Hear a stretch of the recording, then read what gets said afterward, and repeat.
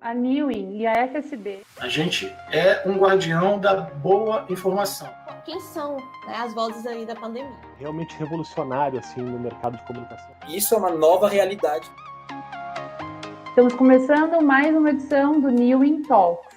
Olá, eu sou Isabela Boixá, gerente de marketing da Newin, empresa de tecnologia que aplica a inteligência artificial à transformação de negócios por meio de plataformas de monitoramento e inteligência.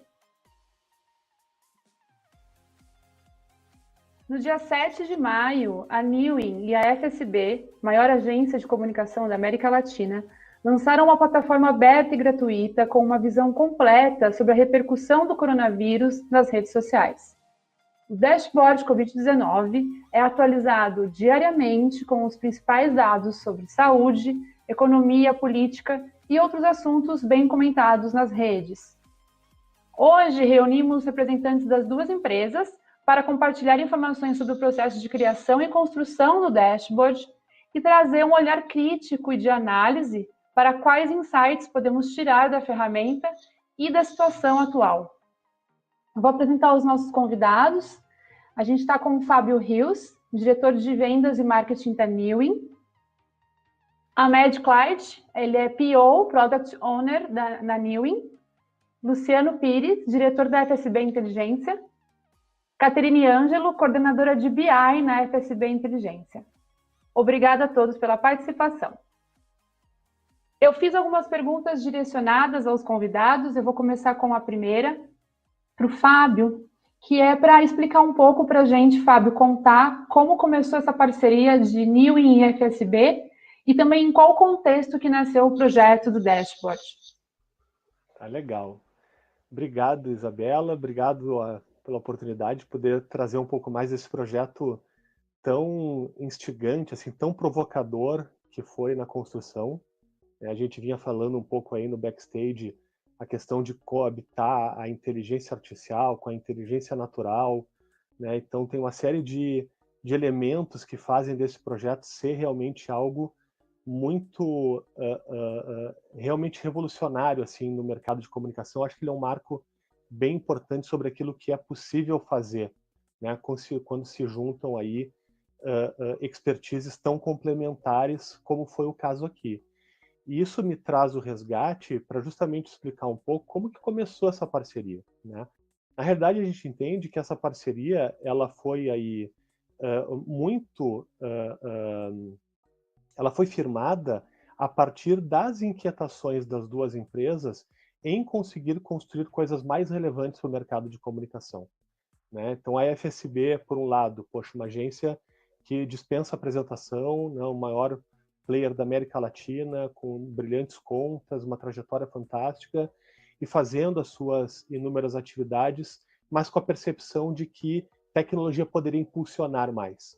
E por outro lado, a Newin, uma empresa de tecnologia, onde direciona essas competências, né, e muitas delas baseadas em inteligência artificial, também para o mercado de comunicação, querendo identificar mais problemas, né, mais contextos que ela pudesse aplicar as tecnologias, validar testes, né, de hipóteses sobre aquilo que a tecnologia consegue contribuir para a comunicação.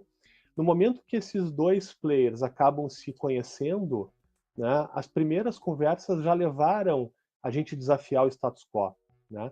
Então, isso acho que provocou demais assim, inúmeras oportunidades que a gente vem trabalhando em conjunto e naturalmente que o dashboard do Covid-19 ele acaba sendo um projeto que brinda demais essa relação, né? Pelo fato de que a gente consegue trazer uma contribuição, entendemos que extremamente rica, né, para conseguir analisar o cenário do que a gente vem vivendo, né, do ponto de vista social, mas com todas as demais, todos os demais transbordos que esse problema traz para a sociedade brasileira. É uma iniciativa que ela traz essa inteligência embarcada numa tecnologia, mas unindo justamente o que eu trouxe no início, ou seja, unindo o melhor desses dois mundos, da inteligência artificial de um lado e a inteligência natural do outro, para uma contribuição que hoje está pública, inclusive disponível para a sociedade conseguir observar, entender como que as pessoas estão lidando com o momento que a gente vive. Então, sem dúvida nenhuma que esses elementos aí nos levaram a construir algo que certamente vem fazendo a diferença para muitas das pessoas que hoje vêm consumindo informações ali. Cada vez mais a gente percebe isso através dos indicadores. Perfeito, Fábio. E, Amédio, para quem ainda não conhece, nunca acessou, o que é o Dashboard Covid-19 em redes sociais? Legal.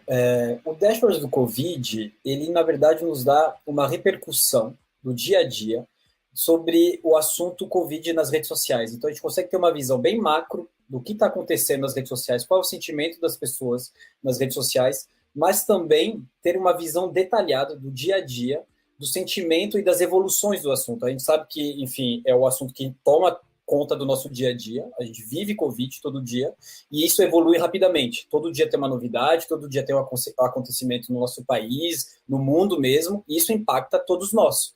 E aí, então, eu acho que a ideia do dashboard era conseguir dar uma visão macro, bem rápido, assim que você acessa, do termômetro, tanto no dia a dia, como também fazer um acompanhamento ali histórico da evolução deste assunto na nossa rotina. Como que isso impactou desde o início até o dia de hoje, tanto na nossa política, tanto na nossa rotina, tanto no nosso trabalho e também, obviamente, né, no sentimento das pessoas dentro das suas casas ou, enfim, no seu dia a dia com o Covid espalhado ali.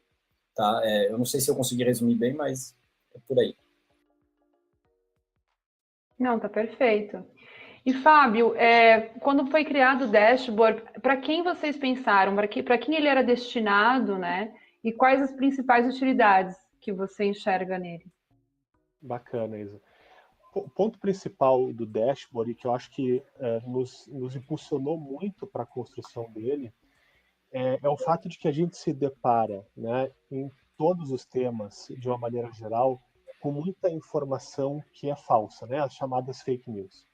Isso gera um desserviço absurdo para a sociedade. No momento onde a gente enfrenta talvez o maior problema, né, que qualquer uma das pessoas que está viva no planeta Terra possa ter enfrentado, né, de obrigar-se a ficar em casa com risco iminente de ser contaminado por um vírus que a gente ainda pouco conhece e que vem levado aí dezenas de pessoas, dezenas de milhares de pessoas à morte pelo mundo. No Brasil, infelizmente, a situação não é diferente. Sem dúvida que a gente entende que o dashboard ele consegue contribuir para trazer informações com curadoria, informações que possuem um conjunto grande de observação e de maneira isenta para trazer o retrato do que a população e o que as informações que a gente identifica que tratam do tema acabam compartilhando, né, nos seus mais diversos canais. Então, quando a gente construiu o dashboard, a nossa intenção era justamente conseguir trazer de maneira muito amigável as informações que podem auxiliar as pessoas a formarem opinião sobre o que está acontecendo, né? Assim, é uma ferramenta que ela é extremamente simples, porém altamente complexa naquilo que a gente construiu para conseguir disponibilizar de maneira fácil e amigável para todo mundo consultar e conseguir entender o que está acontecendo lá, mas de maneira muito rápida a gente consegue entender justamente como os principais formadores de opinião, os principais influenciadores e a repercussão efetiva da opinião pública em relação ao tema, o que essas pessoas vêm fazendo e como elas vêm lidando com essa situação, né? Então, a gente vê, inclusive no Brasil, uma polarização muito grande, talvez até aliando um contexto político, né, que acaba fazendo parte aí dos últimos anos de discussão do Brasil, não está sendo diferente na pandemia, e certamente o dashboard ele consegue oferecer um conjunto de funcionalidades que procura levar maior isenção para essas informações, fazendo com que as pessoas possam ir diretamente ao ponto daquilo que precisam conhecer ou entender de opiniões diversas sobre o contexto, mas isentas, né, abstraídas ali do risco da fake news, para conseguir realmente entender o contexto e poder ter a sua própria opinião em relação àquilo que está acontecendo. Então, entendo que justamente esse apanhado ele leva uma prestação de serviço que de fato é muito nobre para a sociedade no momento que a gente vem vivendo. Sim, e como você falou, muito simples, mas complexo em sua construção, né? E falando na construção dele, Amed, quais sistemas foram usados para dar vida a esse dashboard? Por que que ele é complexo em sua execução? Sim, pegando bem esse gancho do Fábio, né, sobre a responsabilidade do dashboard, a gente tentou unir o melhor dos produtos que a Newin tem e juntar a isso também uma camada de inteligência humana. O que eu quero dizer por isso? A gente usou o melhor de cada recurso que a Newin dispõe na empresa. O Newin Social é disparadamente para a gente o nosso produto de monitoramento de redes sociais, onde na verdade, todas as regras de monitoramento, todas as regras de classificações, todos os termos que a gente coloca dentro do dashboard foram captados, classificados dentro do sistema do Social. E a gente acabou transferindo, né, todos esses dados usando um outro time, usando uma outra tecnologia que a gente tem, que é o nosso produto Newin Analytics, onde a gente também dispôs ali do melhor deste produto, que é o quê? A apresentação dos dados. Como o Fábio até falou, ele é simples, porque teve todo um trabalho de querer refinar o dado, apresentá-lo de forma muito visível, muito visual para todos, assim que você pode bater o olho e ter um termômetro rápido. Então a gente uniu o melhor do Newin Social, que tem a capacidade de monitoramento altíssimo, estamos falando em média ali, pessoal, de mais ou menos 600 mil posts ao dia, que são monitorado, tratado, classificado, extraído todos os dias, tá? E depois são enviados, né, de forma automática para dentro de um sistema que chama Newin Analytics, que a gente teve que adaptá-lo também, porque, enfim, nada no Covid é normal, nada é simples, a gente teve que se adaptar em tudo, a gente teve que adaptá-lo para deixá-lo público. E aí veio também o outro desafio de deixar de forma rápida um dashboard que possa ser público, acessível e que possa ser divulgado em qualquer sistema, né? Que é o caso, por exemplo, de ter o próprio dashboard dentro do Newin, do site da Newin, do site da FSB, público para todos poderem usar. E por fim, eu acho que, apesar de não ser tecnologia, mas eu acho que talvez é a melhor tecnologia, é a tecnologia humana, tá? Que é o refinamento de um time de inteligência, a parceria da FSB nesse projeto entra muito no como a gente conta essa história, né, de forma resumida todo dia, né? E aí veio toda essa camada de inteligência. A gente preferiu ali, pessoal, deixar na mão de quem entende melhor isso. E aí a gente transferiu toda a parte de camada de inteligência, resumo das informações com o time da FSB Inteligência. Perfeito, a gente vai abordar essa questão um pouco também da parte da camada aí de inteligência da FSB. Antes, eu queria saber um pouco do Fábio sobre o formato que a gente utilizou para esse dashboard, né, que foi escolhido. Esse formato de dashboard, de visão em dashboard, ele pode ser replicável para qualquer cenário, Fábio? Sem dúvida, Isa. Na realidade, a maneira como a gente construiu a solução e como a Med recém explicou, né, ela é impulsionada por tecnologias desenvolvidas pela Newin, e aí são duas principais que estão por trás aqui. A gente está falando do Social, que carrega uma série de funcionalidade, olhando para inúmeras redes sociais e extraindo conhecimento dessas redes sociais com uma série de ferramentas que conseguem buscar exatamente aquilo que é relevante dentro desses contextos, né? Utilizando inteligência artificial também e inúmeras outras técnicas de mineração de texto para conseguir buscar o conteúdo que pode ser relevante. E quando a gente joga isso para o Analytics, que tem o objetivo de tornar essa informação amigável para consumo, favorecendo o consumo do tomador de decisão, do usuário que vai formar a sua opinião ali, a gente consegue maximizar essa experiência. Então, na realidade, o contexto que a gente trabalha hoje, ele é o contexto deste projeto, né? Ele é o contexto de Covid-19. Mas, sem dúvida nenhuma, que se a gente enfrentar algum outro tipo de situação, seja num macrocosmo, assim, como uma outra pandemia, né? Vou bater na madeira aqui enquanto isso, pessoal. Mas se a gente enfrentar qualquer outro contexto que a gente tenha essa visibilidade nas mídias sociais e essa reverberação aconteça por lá, sem dúvida nenhuma que a gente consegue transpor para cá. Por outro lado, se a gente pensar no microcosmo, e aí microcosmo eu estou realmente reduzindo aqui para falar, por exemplo, da dinâmica de relacionamento das marcas para com os seus públicos-alvo, a gente também consegue fazer soluções muito interessantes que vão ao encontro de também extrair conhecimento daquilo que a gente consegue captar a partir das mídias sociais, trazer sentido para isso a partir de todas as tecnologias que ajudam no favorecimento, na organização dessas informações e a aplicação na camada de analytics para exibir aquilo que pode ser mais relevante para uma marca entender o que está acontecendo. Então, esse mesmo fluxo que foi construído aqui, sem falar na camada de inteligência, né, que o Ahmed ressaltou, mas que em seguida certamente o Luciano e a Caterine vão falar um pouquinho mais, mas a gente consegue, então, dar vazão aí para outros cenários também, e na realidade é o que a Newin vem fazendo aí nos últimos anos, né? Tem projetos extremamente relevantes para inúmeras marcas trazendo esse valor, mas o dashboard do Covid-19 ele acaba sendo um marco para mostrar assim, tudo aquilo que pode efetivamente ser feito, dado a volumetria, né? E esse contexto que é muito, muito especial frente ao que a gente já pôde se deparar em outras situações. Legal.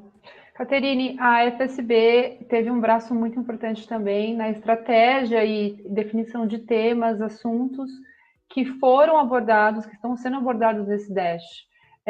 Quais são esses principais temas e métricas analisados, né, no dashboard hoje? De quais redes? Conta um pouco para a gente.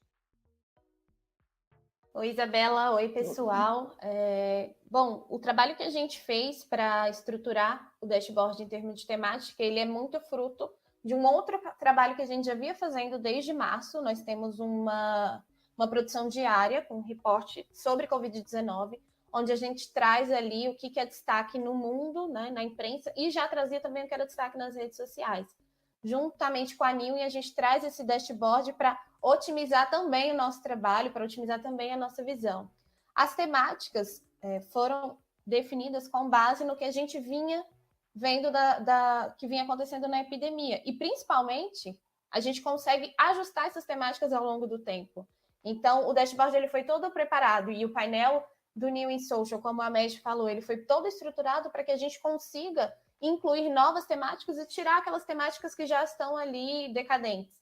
Então, para você ter uma ideia, as nossas métricas principais são frequência, viralidade e engajamento. Então, a gente não só avalia aquilo que teve maior volume, mas aquilo também que teve maior possibilidade de engajamento, que conseguiu realmente fazer com que o internauta interagisse.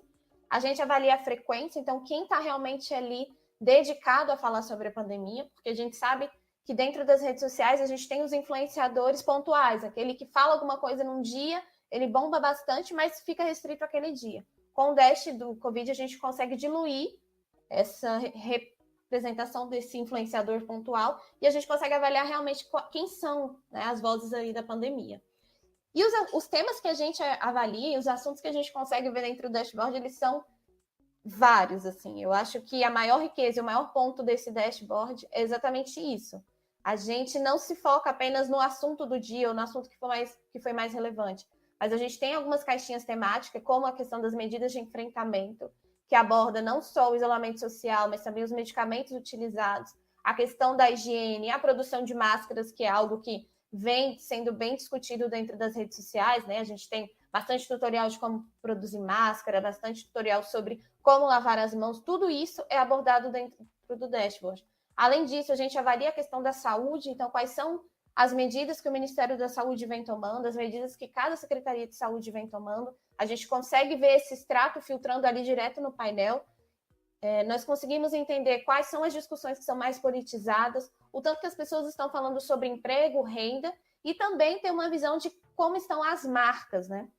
A gente sabe que a pandemia de Covid-19 ela é um grande desafio para as marcas, tanto de se permanecerem no mercado, aí vendo do ponto de vista econômico, como também de reposicionamento de imagem. Ninguém pôde continuar fazendo comunicação como fazia antes de fevereiro. As pessoas precisaram mudar. e também aspectos da economia. Além disso, a gente tem um grande retrato aí sobre as sensações do internauta brasileiro nas redes sociais, o que eles estão exprimindo. A gente sabe que as redes sociais é um grande local de desabafo das pessoas, e a gente consegue mensurar isso por meio da classificação automática, né? Por meio do treinamento de máquina que a gente fez ali dentro do social. Então, a gente identifica se o clima está mais de indignação, se está mais para tristeza, para medo, para saudade, tudo isso a gente consegue avaliar. E mais do que isso, a gente consegue ver o que está associado a cada um desses sentimentos.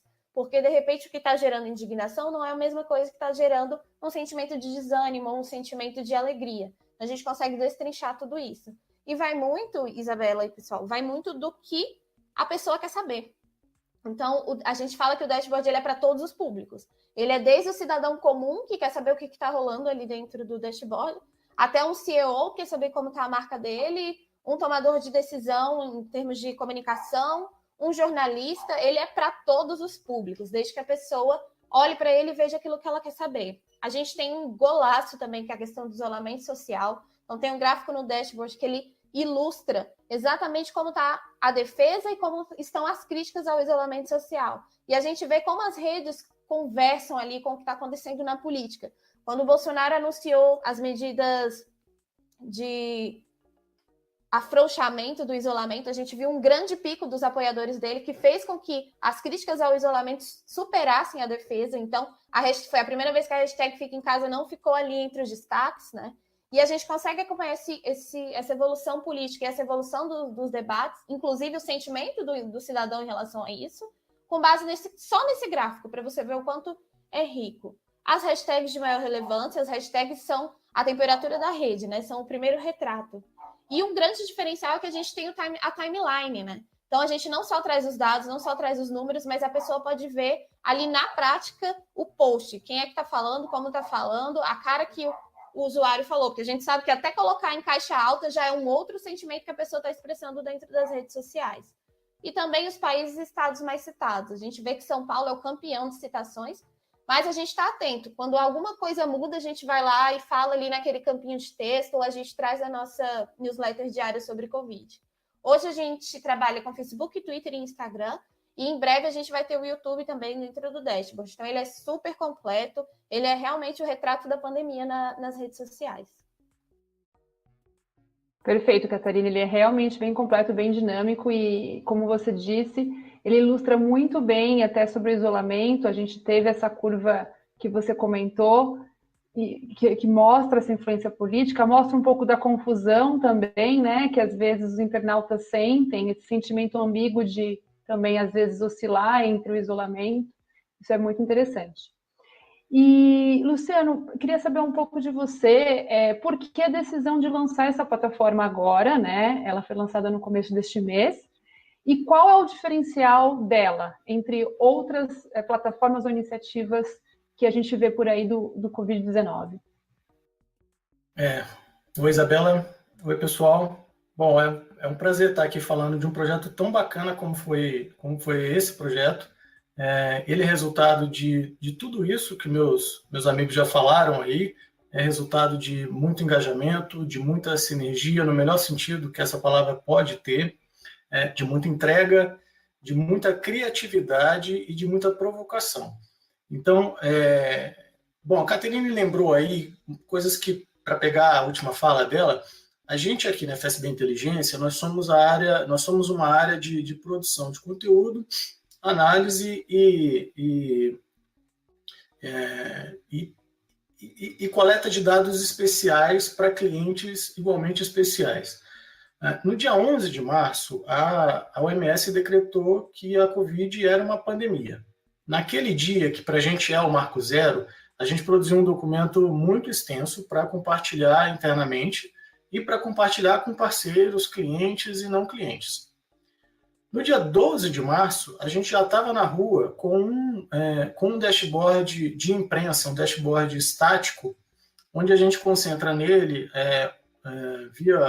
com distribuição via WhatsApp, todas as notícias que fizeram aquele dia fazer sentido. Então, o que a pessoa que se interessa por Covid precisa saber? Esse dashboard de imprensa, que é estático, ele responde essa questão.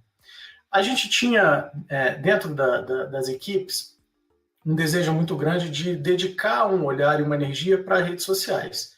E aí apareceu a Neowin, que já é uma parceira que está com a gente em outras frentes. E aí a gente se perguntou por que não ampliar a família. E esse dashboard de redes sociais é mais um membro da família. Quando você me pergunta por quê, para quê e de que forma a gente imagina que esse resultado que está aí faça a diferença na vida das pessoas, de novo, aqui estou recorrendo e vou ser repetitivo para aquilo que os colegas já lembraram. Nós, como produtores de conteúdo e gente ligada em dados, e profissionais que estamos aí o tempo todo fazendo conexões, nós temos um papel social. Qual é o nosso papel social? Assim como o Fábio lembrou, sermos uma referência de assertividade, de confiança e de boa zeladoria por aquilo que passamos adiante. Estou falando aqui de fake news. Então, assim, a gente é um guardião da boa informação, da informação de qualidade, da informação verificada. Esse dashboard é isso. O Ahmed, ele lembrou outra coisa importante também do processo. A gente imputou dentro dessa solução o melhor que a gente encontrou em termos de tecnologia e de pessoas. E fizemos desse mix um resultado que, de novo, tem uma grande relação com o papel social de quem produz conteúdo. A Caterine lembrou, por último, aí, as variáveis, os padrões e todos os cruzamentos possíveis que essa solução permite que sejam feitas. Isso também reflete, no final das contas, a uma responsabilidade e, por tabela, ao papel social, ao reforço do papel social de quem produz conteúdo hoje em dia. De modo que eu acho que a gente, ao lançar essa super bem-sucedida iniciativa, a gente presta um serviço de utilidade pública para todos os públicos, mais ou menos interessados, direta ou indiretamente associados a essa pandemia terrível que a gente está vivendo. E, nesse sentido, eu gosto de pensar que, ao prestar esse serviço de utilidade pública, a gente também está engajando pessoas e fazendo com que, a partir de ideias tão simples e, ao mesmo tempo, complexas, como essa ideia a gente pode, pelo menos, interferir naquele dia daquela pessoa, fornecendo dados, fornecendo impressões, fornecendo a oportunidade dessa pessoa se inteirar, se informar e formar o próprio juízo sobre tudo isso que a gente está vivendo. Então, essa é um discurso quase filosófico, mas que tem muita razão de ser em épocas como essa. A gente está vivendo no Brasil um momento especialíssimo em termos de relações humanas, de limites, de questionamentos, de medos, né? São sensações que estão muito espelhadas nas frentes que foram abertas, nas janelas que foram abertas aí nesse dashboard, e que a gente, de alguma forma, tenta dar vazão, imaginando que estamos contribuindo para o debate público, para a formação da boa opinião, para a boa conversa, não para o convencimento ou para o enquadramento da opinião de ninguém. A gente enxerga também essa solução como mais uma que pode apoiar as pessoas a chegarem às conclusões, aos juízos que elas quiserem. Então, nesse sentido, eu quero também dar aqui o meu depoimento do quão prazeroso e de quão rico foi participar desse projeto e ver que esse projeto está fazendo a diferença, especialmente porque ele nasceu exatamente com esses propósitos que eu lembrei aqui, e ele nasceu por força e desejo de tanta gente criativa, competente e bem intencionada, que eu acho que não tem como não dar certo. Sem dúvida. E contribuindo até para a empatia, né, Luciano? Que a gente tem ao ver as sensações, como você viu, retratadas ali, que são coisas que a gente às vezes não percebe no dia a dia, mas quando você vê o Dash, você vê essas coisas destacadas, você até tem essa questão da empatia envolvida. Caterine, falando um pouco agora sobre assuntos e comportamentos, ou seja, a gente vê do Dash, através do Dash, como você falou, uma série de tendências, movimentações futuras, né, que podem ser percebidas e que se manterão talvez em voga.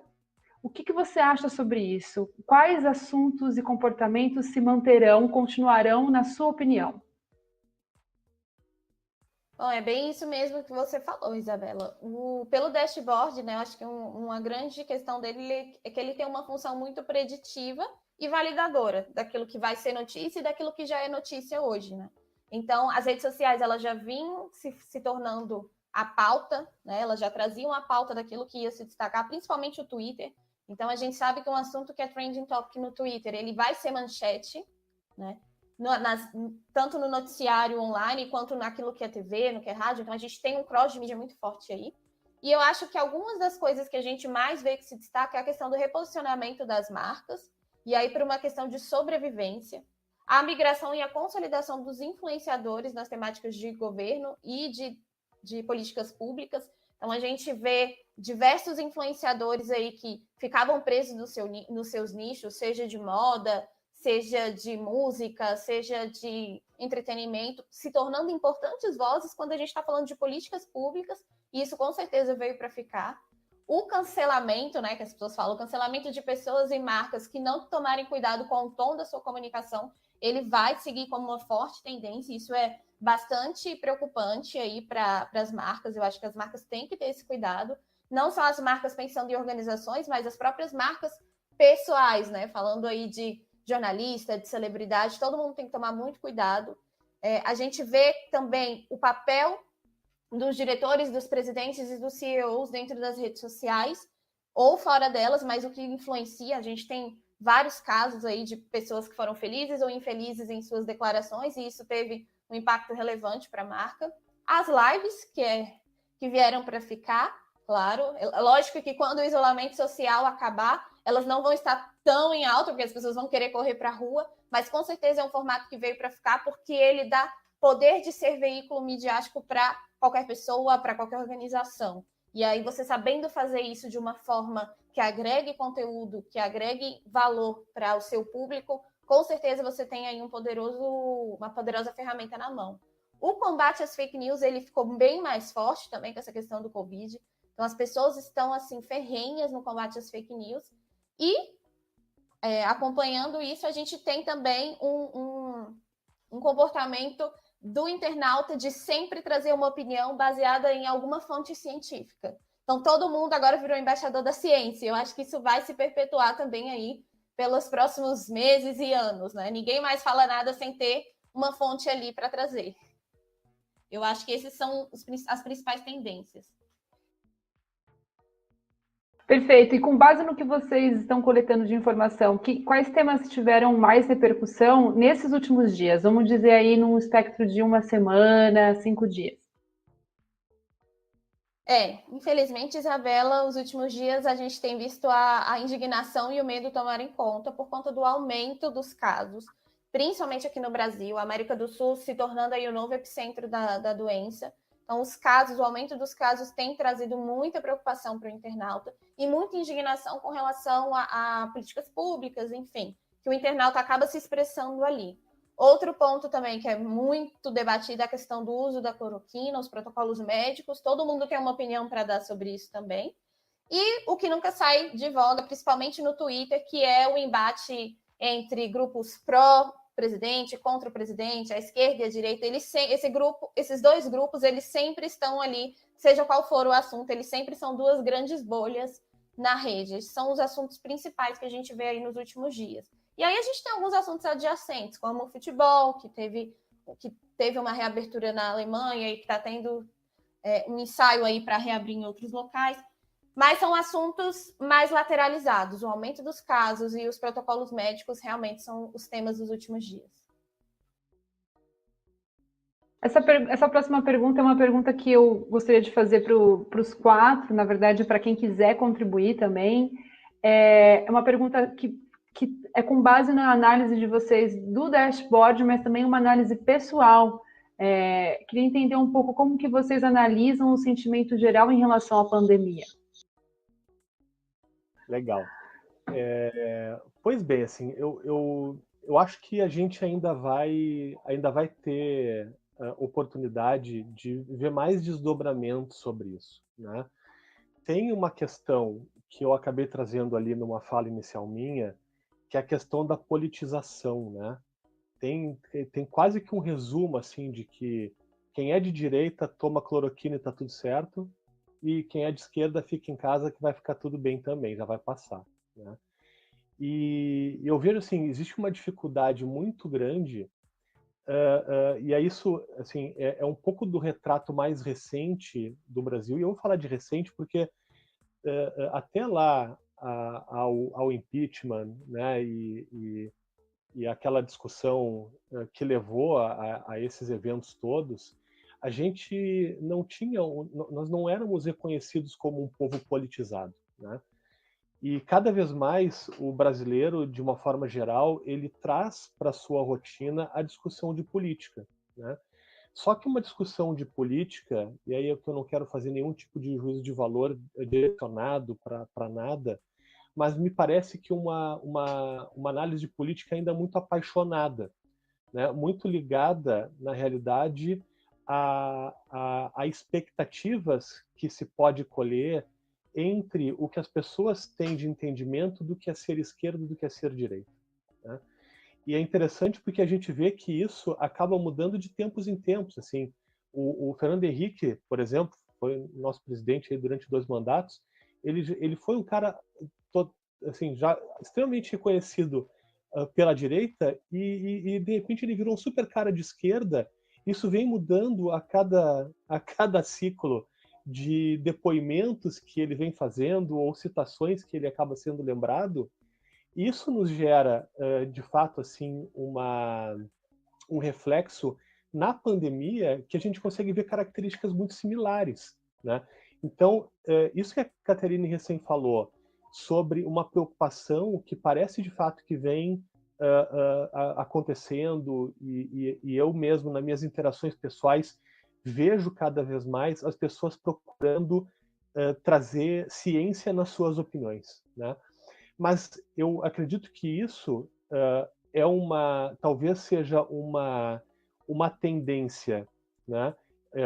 Ainda em estágio inicial, ainda em estágio embrionário, que eu tenho muita expectativa que possa tomar proporções maiores, né? Porque a gente ainda vê, por outro lado, pessoas que ficaram naquela história de esquerda e direita, né? De cloroquina fica em casa, sem trazer um diálogo para conseguir encontrar um caminho do meio que talvez seja o mandatório para a nossa situação. A gente sabe que não existe forma de seguir em casa sem uma economia sustentando essa permanência, né? Assim como a gente sabe também que não é possível ficar em casa porque inúmeras das atividades ligadas à nossa matriz econômica, elas são eminentemente executadas na rua. Então, não tem como essas coisas acontecerem de maneira ou 8 ou 80, né, ou 0 ou 1. Isso não é binário, né? Precisa existir uma isenção para isso. E um pouco do que eu percebo assim dos nossos políticos que deveriam ter uma maturidade maior para lidar com essa situação, a gente não consegue ver no âmbito geral esse senso mais razoável de conseguir entender como isso deve acontecer e trazer um discurso com um plano de ação bem comunicado, e isso eu não vi ainda acontecer. Acho que ninguém trouxe um plano efetivo de todas as iniciativas públicas que aconteceram até agora, um plano que possa ser claro para a população do que nós vamos fazer e por quanto tempo, em quais condições, para que a população possa efetivamente se engajar. Então a gente tem, no âmbito geral, assim, um conjunto de opiniões que acabam sendo construídas a partir dos formadores daqueles contextos, né, ou daqueles clusters sociais, e sem uma grande palavra ou uma palavra mais sensata para um direcionamento que todos poderiam talvez seguir, né? Um líder que pudesse trazer isso. Então eu acho que isso retrata bastante o momento que a gente vem vivendo, e eu entendo que isso não pode ficar assim. A gente vai precisar encontrar um caminho do meio para isso, né? A não ser que a cura apareça hoje, né? Como a gente não tem expectativa e a ciência não tem expectativa de uma cura tão imediata, somente o diálogo para construir uma estrada mais firme, mais sólida, para que a gente possa ter as pessoas engajadas. E talvez, de alguma forma, se a gente conseguisse também apoiar na desbipolarização dessa avaliação, né? Ou pelo menos extraindo esse lado esquerda e direita da narrativa, talvez a gente conseguisse também ter um diálogo um pouco melhor. Então, é um pouco da percepção que eu venho tendo aí. Sim, sem dúvida. Alguém quer complementar? Eu acho que a rede ela é muito nervosa. Ela funciona como uma válvula de escape. E é muito isso do que o Fábio falou. A gente tem uma dualidade muito forte ali. Eu vejo uma notícia de que as pessoas estão perdendo o emprego, eu ouço, alguém me liga dizendo que perdeu o emprego, eu vejo as pessoas passando necessidades, então eu vou lá para o Twitter e jogo hashtag o Brasil não pode parar, falo que as pessoas estão loucas, que as pessoas só se preocupam com ficar em casa porque elas podem, e aí eu brigo com outro e jogo a culpa no outro grupo. De repente eu vejo os casos escalonarem, vejo pessoas morrendo, eu vou lá e jogo a hashtag fica em casa, chamo as pessoas de genocida e falo que tá todo mundo errado, que tem que ficar todo mundo em casa. Então, assim, a gente não vê muito uma coerência, né? E as pessoas vão se freando. Então, quando eu estou ali defendendo o fica em casa e vem as notícias de desemprego, eu paro de publicar um pouco. Quando eu defendo o Brasil não pode parar e vem as notícias das mortes, aí eu paro um pouco também. E assim vai. As pessoas elas estão ainda muito perdidas com o que elas vão defender ou não, porque a gente não sabe o que vai acontecer amanhã. A gente não sabe o quanto essa curva pode explodir, o quanto ela pode ficar mais branda, né? Tem a questão da subnotificação também. Então, essa falta de conhecimento e o tanto de informação faz as pessoas ficarem nessa vida meio louca de usarem as redes sociais para dizer aquilo que elas precisam, aquilo que elas estão sentindo. Nem sempre é aquilo que faz sentido. E aí elas, né? E aí um cuidado, principalmente para quem tem um posicionamento mais público, é que isso pode ser resgatado. Um tweet que você faz hoje pode ser resgatado no ano que vem. Então, cabe aí às pessoas que têm maior maturidade em termos de... Não maturidade, mas as pessoas que têm maior responsabilidade, né, dentro das redes sociais ou dentro do setor público também, tomarem cuidado com aquilo que elas publicam. Isso, com certeza, isso pode ser ressuscitado daqui para frente ou em algum momento.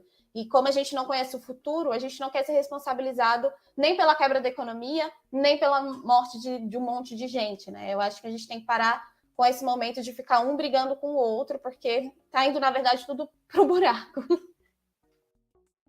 Bem observado, Caterine. E aí, quando a gente vê, acho que a questão também, quando a gente vê figuras públicas e líderes entrando nesse debate e reagindo dessa maneira que você descreveu, aí que gera mais confusão ainda, né? Eu acho que uma preservação pessoal nesse sentido da figura pública é interessante mesmo, se faz necessário. Voltando um pouco para a parte mais técnica do dashboard, Amed, queria saber um pouco de você, contar aqui para a gente de que maneira o sistema busca e classifica as postagens para a gente obter gráficos como o do isolamento social, que foi um dos quais a Caterine apontou, onde a gente consegue, de fato, fazer um comparativo de pessoas contra e a favor ao isolamento. Perfeito. Antes disso, eu quero até complementar a pergunta anterior, tá, Isa? Só para dar um detalhe importante que a gente eu acho que todo mundo tem opiniões pessoais, né, sobre a pandemia e o que tem acontecido, mas tem um ponto bem interessante que eu acho que eu quero complementar, que é, primeiro, ninguém está preparado para uma pandemia. Tanto é que o ponto todo é quem está reagindo melhor a uma situação dessa, né? É como você reage a uma situação que você nunca está preparado.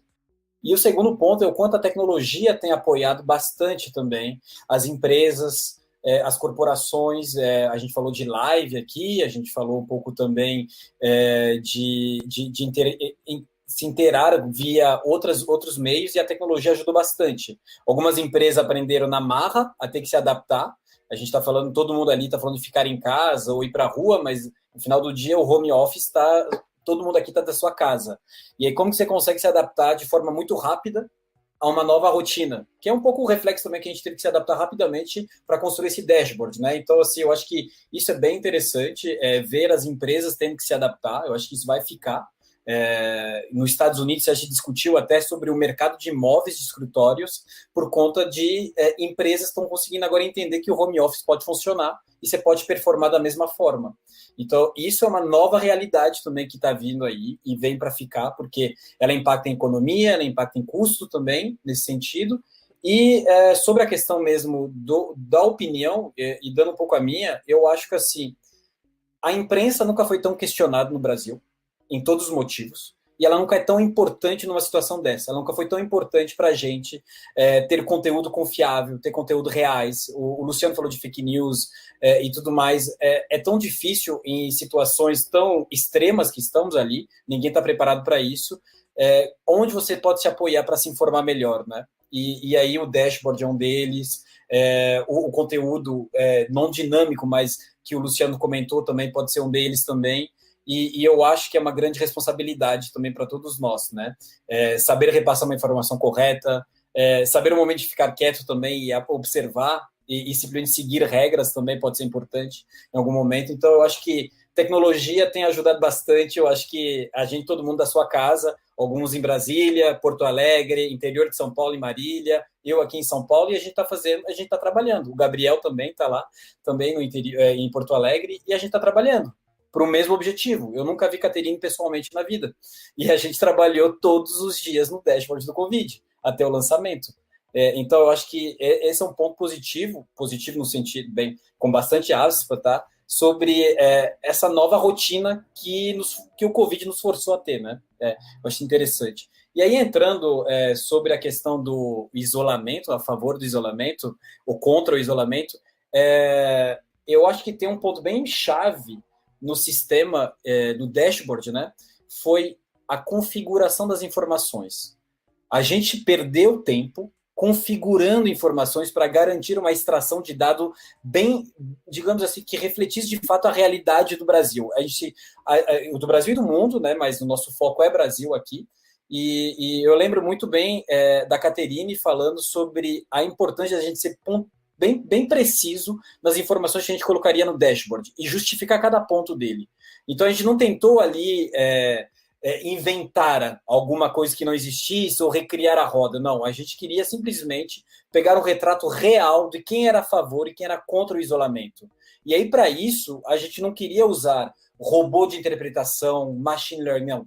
Quem está a favor, quem é contra. Então, o dado do gráfico de isolamento, né, de a favor ou contra o isolamento, é baseado em mapeamento de hashtag que são a favor e contra, e aí o time de inteligência da FSB trouxe para a gente quais eram principalmente as hashtags que configuravam a favor e as hashtags que configuravam um contra. A gente poderia aliar isso, mais tecnologia, mais recurso de tecnologia, para poder pegar interpretação de palavras. Como até a própria Caterine falou, falar em caixa alta alguma coisa já interpreta um sentimento ali. E a gente preferiu ali ser bem neutro e ser bem sincero assim, na informação que está ali. Quem está a favor está sendo monitorado via uma hashtag, algumas hashtags, né, na verdade. Quem é contra tem algumas hashtags também. A gente tem uma lista ali de, se eu não me engano, eu fui olhar na configuração de setup, são mais de 200 regras que a gente tem ali, regras de sistema, tá, pessoal? Regras que foram parametrizadas por pessoas, por, enfim, estudos vindo da FSB que tem um entendimento da situação, e a gente foi imputando essas regras dentro do sistema, tá, Isabela? E disso, a nossa máquina, a parte computacional, processa isso, interpreta por hashtag quem está a favor e quem é contra. No caso específico, eu estou falando daquele gráfico que você apontou, tá? Só para deixar claro.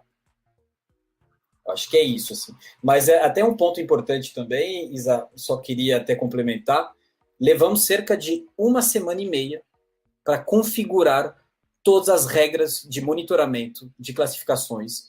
A gente uniu todo o time de operação de redes sociais da Neowin, de inteligências da FSB, de tecnologia nossa, para ou adaptar o sistema ou preparar o sistema para garantir que todas as nossas classificações seriam as mais assertivas possíveis. Tá? Isso foi um trabalho realmente, eu ia falar a 4 mãos, mas mais de 12 mãos participaram dessa parte, e para conseguir garantir essa entrega. Tá? Isso é um ponto bem importante nesse sentido. E só complementando isso que o Ahmed falou, essa configuração ela é viva. Todos os dias a gente está ali avaliando as redes, avaliando o que está em destaque para a gente continuar alimentando e treinando a máquina para a gente manter o retrato fiel. Então, a gente segue avaliando. Hoje pode ter uma hashtag nova que entre e a gente vai lá e coloca no sistema para que a gente não fique defasado. Eu acho que foi você que falou, Caterina, o Luciano, do dashboard vivo. Ele é vivo até na sua configuração, na sua evolução. O pessoal acessa o sistema e toma a liberdade de adicionar novas informações, de pedir novos dados serem coletados de forma diferente. E aí vem como a gente apresenta isso no dashboard. O que vai virar nuvem de palavra? O que vai virar uma hashtag? O que vai virar um gráfico de evolução? Por que vai virar um gráfico de evolução? E aí tem uma conversa com o nosso time de inteligência, o time de inteligência da FSB, e aí sempre que precisa de apoio, o time de tecnologia também entra para dar recurso a isso, né? Eu falei sobre os 500 mil posts por dia classificado. Pessoal, é uma máquina monstruosa para garantir que a gente vai conseguir classificar tudo isso em 24 horas. É realmente um grande desafio, mas assim, é como eu acho que o Luciano falou, é uma responsabilidade social que a gente está fazendo ali. Ali é proatividade mesmo, ali não tem recurso financeiro, não tem nada, o interesse de passar uma informação que demonstra a realidade do momento ali, sabe? E isso foi bem interessante. Está sendo, né, Caterina? Está sendo. Muito bacana. Uma pergunta agora para o Luciano. Queria fazer um pouco falando sobre algo que a Caterina mencionou lá atrás como uma tendência até, sobre as marcas, né? Pelo que a gente tem observado, Luciano, em posts dos influenciadores, temas repercutidos, e até você, por ter o background de trabalhar na FSB, né, uma agência como a FSB, queria saber da sua visão como a pandemia vai mudar a forma que as marcas se comunicam. Essa é uma ótima questão. E na origem dessa questão, Isabela, eu acho que a gente tem aí um valor que é humano e que é primário e que está, de alguma forma, conectado a tudo que a gente pensa e quer, e se relaciona com a forma como a gente também age e tem vontades e expectativas, que é a confiança. Então, se a gente está falando aqui numa solução que espelha reações como a Caterina indicou,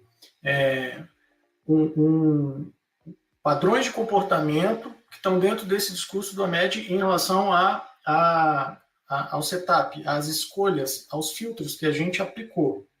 E se a gente junta isso ao fato daquilo que o Fábio lembrou tão bem, que é a questão dos extremos, em que hoje a gente está, infelizmente, metido, eu trago para essa minha resposta o conceito de confiança na medida em que ela é o motor que hoje move as marcas a manterem seus públicos, a sensibilizarem seus públicos, a cativarem seus públicos, mas também essa mesma confiança é o que move as marcas no sentido de amplificar novas vozes, novas posturas, né? Se é verdade que a pandemia mudou tudo e mudou as pessoas, e que necessariamente isso vai implicar em uma mudança futura que a gente ainda não sabe qual é, estando agora, no meio da pandemia, e estando lá na frente, fora da pandemia, você não vai poder abrir mão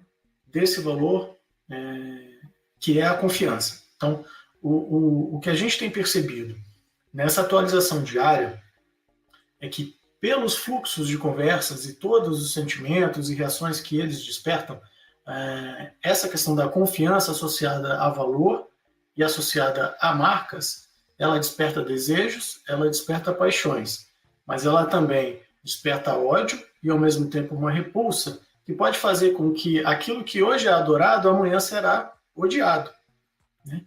E as redes são muito dinâmicas nesse sentido, e o propósito, para quem lida com conteúdo e dados em redes sociais, ele é mais aguçado ainda nessa direção, porque pode parecer pouca coisa, mas se você tem entre os públicos que hoje têm acesso a essa solução, estrategistas que pensam como é que eu preciso embalar o meu produto, como é que a minha marca precisa se comunicar com os meus públicos daqui em diante. Se ele dedicar meia hora do dia dele a fuçar o nosso dashboard, eu acho que ele vai ter bons insights para se tornar um profissional acima da média. Muito legal. Bom, Fábio, voltando nesse assunto aí de futurologia, né? A gente pode falar de demanda e de hábitos relacionados a produtos e serviços que estão se transformando com a pandemia, né? O e-commerce, que tem aumentado muito por razões óbvias, delivery, os cursos à distância, né? O ensino EAD, que tem ganhado cada vez mais espaço e até é a origem de debate, né? Quais outras mudanças que a gente pode enxergar, que você enxerga, na sua opinião, sobre essas demandas e hábitos no futuro? Legal, Isa. Eu acho que essa é uma pergunta que está muita empresa se fazendo agora, né? Para que a gente possa entender o novo normal, né? Acho que essa é uma boa hashtag para acompanhar também. Ela vem trazendo insights interessantes. Mas essa questão do novo normal e a maneira como a sociedade vai se organizar no pós-pandemia, né? E a gente ainda tem muito pouca informação sobre como será o pós-pandemia, né? Pós-pandemia, ele será algo que a gente vai ter que se cuidar para sempre, né? Porque existe aí o risco do vírus permanecer por mais algum tempo e a gente ter que conviver com isso, né? E aí as transformações vão ser muito mais robustas, ou se a gente vai ter uma volta àquela normalidade de março, né? Do início do nosso ano. Eu acho que, independente do que aconteceu, acho que tem coisas que estão já assim mudando demais, né? Acho que um primeiro paradigma que a gente vem percebendo é aquele de que se não for presencial não tem mercado, né? Ou que se for presencial acaba tendo uma menor adoção ou uma menor repercussão, enfim. Eu acho que a pandemia ela trouxe assim o fim desse bate-papo do presencial versus virtual, né? Acho que essa coisa assim do mercado digital, né? E o mercado, eu acho que acabou. Assim, se não acabou, está muito próximo de acabar e provavelmente isso é uma tendência que já era, na realidade, uma tendência importante, né? A gente já vê há quanto tempo a força que as vendas por comércio eletrônico, né, o e-commerce, acabam trazendo de representatividade na receita das organizações e até mesmo na viabilização de determinados modelos de negócio, enfim. Mas eu acho que assim, é um momento onde a gente vê realmente o fim dessa discussão, né? E o fim dessa discussão, ela leva a uma série de novas oportunidades, até porque, junto com isso, a gente provavelmente vai verificar e vai passar por uma adoção assombrosa do teletrabalho, né? do chamado home office.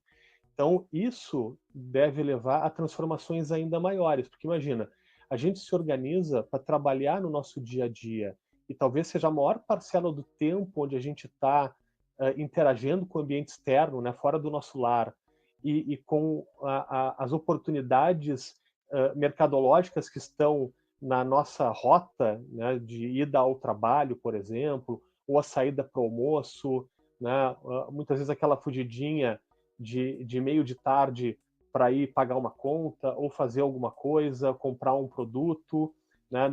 Ir ao shopping, né? Rapidinho. Esses centros de facilidade para o consumo, talvez eles migrem de volta para as áreas residenciais, né? Talvez a gente tenha uma força maior de prestação de serviço junto de onde as pessoas moram, porque é lá que elas vão passar a maior parte do seu tempo agora, né? E do seu tempo mais útil, né? Mais assim, durante o dia, né? O horário comercial estendido. E isso certamente vai levar a decisões que vão ser diferentes, né? A gente já vê que várias marcas, né, redes supermercadistas, enfim, já vinham fazendo ações regionais, né, procurando trazer um pouco desse resgate por outros objetivos e por outros contextos. E talvez agora esse movimento ele se fortaleça e a gente possa conseguir perceber ainda mais esse tipo de coisa. Além disso, entendo que a oportunidade, né, de que muitas das pessoas, né, que trabalham em dinâmicas que permitem, né, uma adoção plena de home office, elas também terão mais tempo com as suas famílias, né? Elas terão muito mais tempo para cultivar a sua rotina doméstica, né, a sua rotina do lar, e entendo que isso pode levar também à construção de ofertas, tanto de produtos e serviços, para conseguir trazer ainda mais facilidades para quem vai adotar essa rotina de casa, né? E isso passa por absolutamente tudo. Até a questão de conectividade, por exemplo. Muitas vezes a gente pensa, pô, mas em casa lá eu navego na internet quando eu chego do trabalho, para ver o Facebook um pouquinho e é isso por hoje. Talvez com um pouquinho de conectividade a gente conseguisse fazer isso. Hoje não. Hoje eu preciso de uma banda extremamente agressiva, eu preciso de disponibilidade alta, porque eu vou passar o dia em conference call, em video call, e é a maneira como eu vou lidar com as rotinas, com o meu novo trabalho, e isso assim, é um pequeno exemplo, é um fragmento de todas as demais mudanças que essa questão da relação das pessoas com o seu, com a sua casa, né, certamente vai trazer de revolução também interessante para a gente observar. Então, é claro, assim, não existem ainda, certamente, respostas concretas, mas existem, sim, muitos sinais de mudanças comportamentais que a sociedade passa a ter agora, e isso vai gerar, efetivamente, muita oportunidade para que empresas atentas, né, consigam exatamente captar esses sinais e modificar os seus modelos de negócio, ou adaptá-los, né, ou impulsioná-los para aproveitar melhor essas oportunidades. A gente está chegando ao fim do nosso podcast. Eu tenho aqui uma última pergunta voltada para o setor de comunicação como um todo, que eu gostaria de fazer para o Fábio e para o Luciano. Eu acho que a gente pode deixar o Luciano começar, mas queria entender a opinião de vocês sobre qual o legado da pandemia para o setor de comunicação.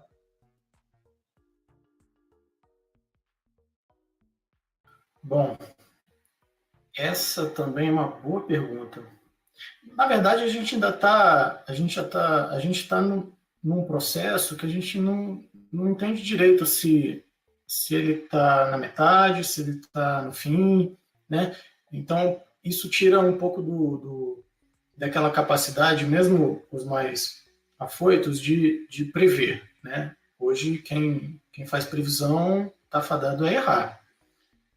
De qualquer maneira, entendo que passado esses 2 meses aí de isolamento e as pessoas tendo ali cargas cada vez mais pesadas de informação e conseguindo formar opinião sobre tudo que está acontecendo, nesse momento a gente tem uma capacidade melhor de produzir respostas, até de arriscar algumas previsões do que a gente tinha 2 meses atrás. Pensando em comunicação, acho que essa pandemia mostra que a mudança de comportamento que a gente percebe hoje, causada pelo home office, causada pelo trabalho colaborativo que o home office muitas vezes exige, né? As relações familiares, que hoje estão muito intensas por conta desse isolamento, e ao mesmo tempo estão muito distantes, porque nem todos os membros da família estão podendo ficar juntos agora. o senso de coletividade, né? Qual é com certeza o impacto que está sendo causado hoje na minha célula, na minha rede, ele é completamente diferente do impacto que está sendo causado em pessoas que não têm a estrutura familiar, a condição social que eu tenho, vocês têm, outras pessoas têm. Então, acho que em relação às desigualdades tipicamente brasileiras, essa pandemia também está servindo como um grandíssimo laboratório para que a comunicação se conecte de uma maneira mais humana, né? O que vai ficar de tudo isso, eu honestamente não sei dizer, mas eu entendo que essas coisas que eu destaquei aqui, elas estão formando atualmente um novo caldo de cultura para que as marcas, as organizações, os governos, as celebridades e todo mundo que tem alguma relação com comunicação repense as ferramentas que utiliza, o timing que explora, os públicos que atingem, e necessariamente vejo tudo isso, ainda que a gente tenha aí uma carga muito forte de polarização, como o Fábio bem lembrou, vejo um caldo muito favorável para que alguma coisa permaneça em termos de aprendizado e seja convertido numa mudança de postura, né? Então, eu sou um otimista. Não acho que a gente vai, depois disso tudo, nos transformarmos por completo. Nem a comunicação, nem a economia, nem a política, nenhuma área da nossa vida. Mas muitas mudanças que estão sendo sedimentadas agora, elas vão ter reflexos lá na frente, né? E eu entendo que esses reflexos eles vão ser muito, muito influenciados pela maneira como a gente está enxergando o mundo agora. Bacana. Acho que o Luciano já trouxe com muita perspicácia, né, um conjunto de elementos que a gente vai precisar observar com muito mais atenção para efetivamente entender o que fazer, né? Eu gostaria de complementar assim o que o Luciano trouxe e talvez trazendo uma objetividade para um lado dessa moeda aí, da mudança que a comunicação vai enfrentar, é de que nesse momento, acho que é o marco da atenção que o digital ganhou, né? Ou seja, a importância da presença digital das marcas, né? E a forma com que as marcas se comunicam, e aí eu estou falando muito de conteúdo que essas marcas trazem, né? O senso de responsabilidade, né, que essas marcas trazem com a sociedade de uma forma geral, eu acho que isso vem para ficar e por muito tempo. Eu entendo que dificilmente a gente vai agora conseguir avançar, né,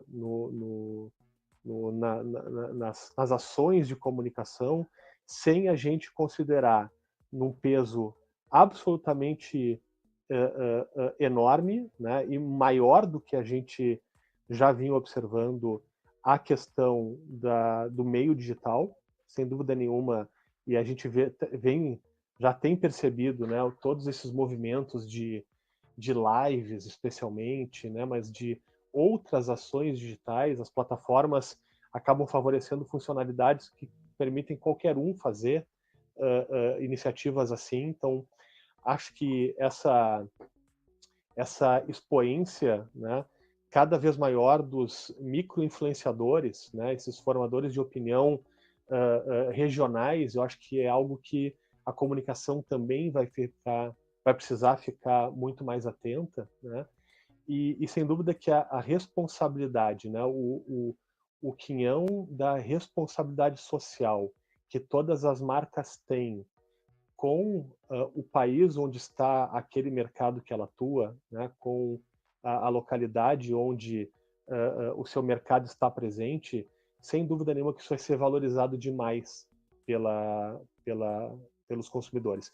E não só as ações de, por exemplo, uma doação, como grandes marcas vêm fazendo, mas o fato de grandes marcas, né, ou marcas em geral, comunicarem de maneira correta, prestando um serviço para que a gente possa, no senso geral da população, formar opinião de maneira correta, né, ou a mais isenta possível, né, para não falar de opinião correta, porque isso pode ter uma discussão longa, mas de ter isenção para trazer a opinião, né, sobre aquilo que está acontecendo e dizer como que ela pretende se colocar à disposição para ajudar, seja numa doação, como eu falei, ou seja na comunicação de uma mensagem positiva e que preste serviço para aquele momento, acho que isso já é algo que mexe demais com a maneira como as marcas vão precisar trabalhar cada vez mais. A gente já vinha percebendo isso, né? Essa questão da responsabilidade social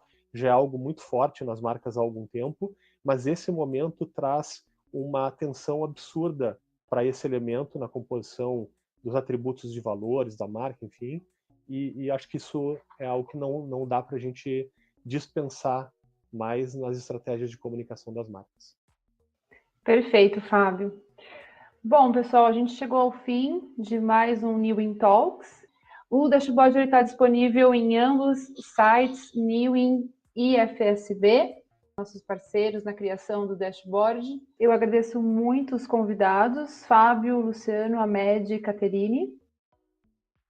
Bom, queria agradecer demais a participação, foi um prazer imenso, não só poder ter participado dos bastidores do projeto, mas conseguir comunicar esse projeto agora a partir dessa ferramenta do podcast, que sem dúvida nenhuma é mais uma das ferramentas que a gente vai certamente cada vez mais conviver aí no pós-pandemia, né? E é mais uma das mudanças que estão ligadas aqui a tudo que a gente falou aqui. Mas agradeço demais a participação, acho que foi muito rico e espero que a gente possa continuar desenvolvendo projetos tão brilhantes quanto esse aí junto com a FSB. Bom, eu quero agradecer também aí o convite. Espero que quem esteja aí ouvindo a gente também tenha gostado. Como o Fábio disse, foi uma experiência muito legal e eu me sinto privilegiado por ter conhecido pessoas tão capazes, tão bacanas e tão idealistas. E desejo a todos aí uma ótima jornada e queria voltar mais vezes, porque foi muito legal. Bom, pessoal, obrigado aí pela parceria, pela ajuda. Foi um projeto muito legal de ser feito, que continua sendo feito. Agradecer aí a MED pelas lutas do dia a dia, Luciano, Fábio pelo apoio e convidar todo mundo a acessar o dashboard de redes sociais, hein, gente? Temos aí 2 links, um da New e um da FSB. Acessem, vejam, tirem todas as suas conclusões. Lá tem um campo de pesquisa para quem quiser fazer buscas mais específicas. E vejam que está muito legal. Obrigada, gente. Obrigado, pessoal. Eu acho que assim, a Newin tem como essência solucionar problemas no mercado por meio da tecnologia. E você unir isso a uma grande empresa de comunicação que quer fazer diferente, quer inovar nesse mercado, foi fantástico. Acho que o dashboard do Covid demonstrou que a gente consegue unir forças de diversos setores e entregar projetos tão maravilhosos como esse ali. E agradecer a parceria de todos, o dia a dia, os estresses também que esse projeto pode ter gerado, mas eu acho que agora a gente está rindo disso, está feliz, e eu espero que continue assim, por mais projetos deste nível. Obrigado, pessoal.